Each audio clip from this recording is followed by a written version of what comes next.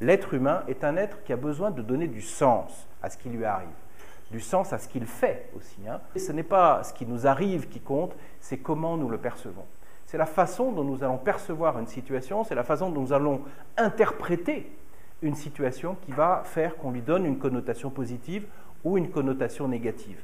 Et certaines significations que nous nous inventons sont porteuses d'énergie, sont porteuses de motivation, sont porteuses d'enthousiasme, et d'autres significations, quelquefois notre machine à fabriquer des significations s'enraye, et on va interpréter une réalité de façon totalement négative.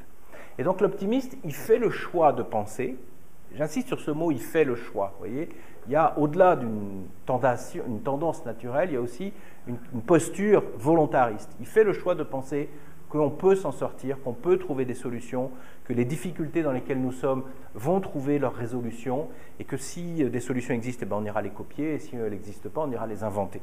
L'anticipation positive, d'ailleurs, l'optimisme, on peut appeler ça l'anticipation positive, la projection positive dans l'avenir, est à la base de toute évolution de la société.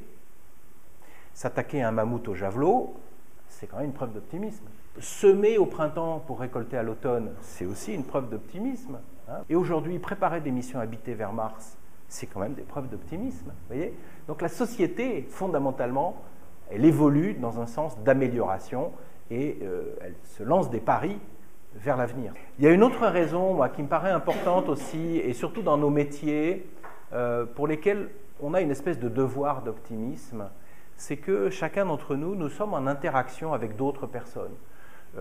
Moi, je suis parent, j'ai des enfants, je suis prof, j'ai des étudiants, vous êtes manager, vous avez des collaborateurs, vous êtes patron d'agence, vous avez des gens avec lesquels vous travaillez, vous êtes éventuellement marié ou en couple, vous avez quelqu'un à côté de vous. Et la question qu'on devrait se poser en permanence, c'est de se dire, ça fait quoi d'être en interaction avec moi? Est-ce que cette interaction, elle est porteuse d'énergie? Est-ce qu'elle est porteuse de motivation, de mobilisation? Est-ce qu'elle est enthousiasmante? Ou est-ce que cette interaction, elle est plombante, elle est pénible, elle est inhibante? D'ailleurs, la première personne avec qui vous êtes en interaction, c'est vous-même. Le dialogue intérieur qu'on peut avoir, tant qu'à faire, autant que ce soit un dialogue intérieur positif, mobilisant, etc. Oui, la situation est difficile. Eh bien, je vais trouver des ressources. C'est quand la situation est difficile qu'on a besoin le plus d'optimisme. L'optimiste, il perçoit en priorité ce qui va bien. Et encore une fois, quelquefois, ce n'est pas naturel, ce n'est pas spontané, ça demande un effort, ça demande de chausser des lunettes mentales pour voir en priorité ce qui va bien. Quand vous avez un entretien avec un collaborateur, avec votre enfant, avec votre conjoint, quand vous regardez les résultats d'un travail, efforcez-vous dans un premier temps de voir en priorité ce qui va bien.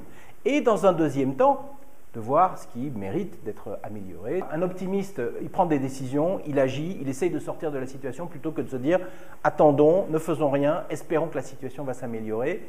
Donc par définition, un optimiste, un manager optimiste, un DRH optimiste, c'est quelqu'un qui est dans l'action et qui va faire des choses pour que les choses changent, pour trouver des solutions, même si ça ne réussit pas à tous les coups. Même si ça ne réussit pas à tous les coups. On va agir, on va tenter des trucs, on va essayer de sortir de la difficulté, on va prendre des initiatives, on va mettre en œuvre une énergie positive, on va prendre des décisions, mettre en place des actions. Vous savez, c'est Michel Audiard qui disait « Un con qui marche ira toujours plus loin que deux intellectuels assis ».